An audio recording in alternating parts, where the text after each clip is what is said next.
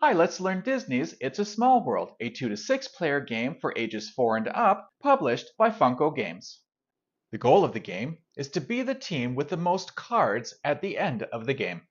To set up, this is the open game board, and we will place these stand holders through this open slot thusly on all 4 sections, so that when it's completed, it looks like this. Next, take each of the 4 scene boards and place one in each holder.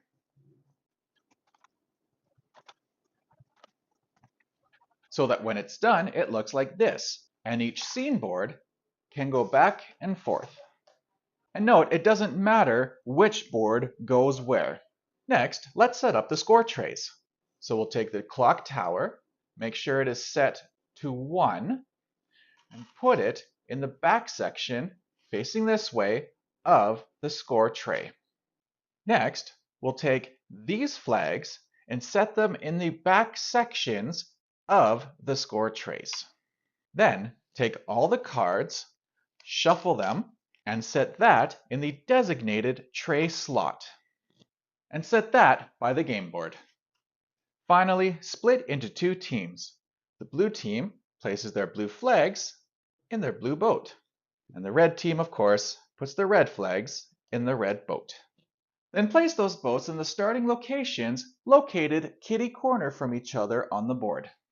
Next, each team take a card holder and 4 cards from the draw tray. Then put those cards in your card slot to keep them hidden from the other team. However, if one of your 4 initial cards was this clock tower, set it back in the card tray and draw another card. The team with the smallest player goes first. On your turn, take your colored boat and move it 1 space, being sure to draw the amount of cards on the next space. And add that amount of cards to your card holder. If you're ever unsure of which direction to go, simply follow the arrows.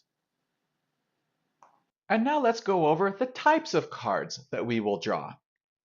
We see here the standard picture cards. When we are in a room and the board is split into 4 rooms, also you may notice that each room is color coordinated. We will look to the scenes that are within that room. And if we have a card that matches a part of the scene of the room that we are in, we'll take that card and add it to our section of the score tray.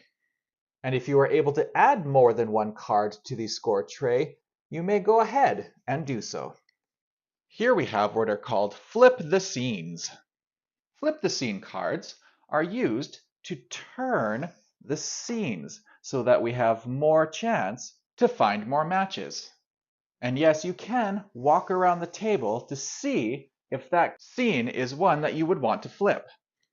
And note, you can use flip the scene cards whenever you decide to.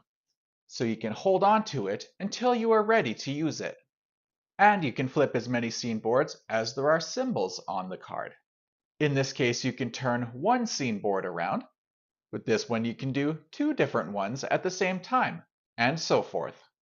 And finally, we have clock tower cards. To play a clock tower card, rotate the clock 1 number clockwise. Each number gets us closer to the end of the game. And no matter what the card type is, they will all go into your team's score tray. For a shorter game, stop at 5. For a regular game, stop at 6. And for a longer game, stop at 7. So depending on how long the teams decided to go for, whether 5, 6, or 7, once the clock tower reaches that number, the current team finishes their turn, and then both teams will count the amount of cards that are in their card trays. The team with the most cards wins. However, if there is a tie, the team with the most clock towers wins. But if there's still a tie, then both teams share the victory. Thank you for joining me on how to play It's a Small World.